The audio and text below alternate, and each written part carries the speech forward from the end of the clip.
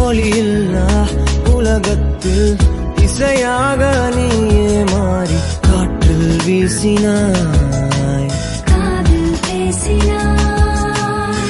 மொழியில்லா மௌனத்தில் விழியாலே வார்த்தை கோர்த்து கண்ணால் பேசினாய், கண்ணால் பேசினாய்.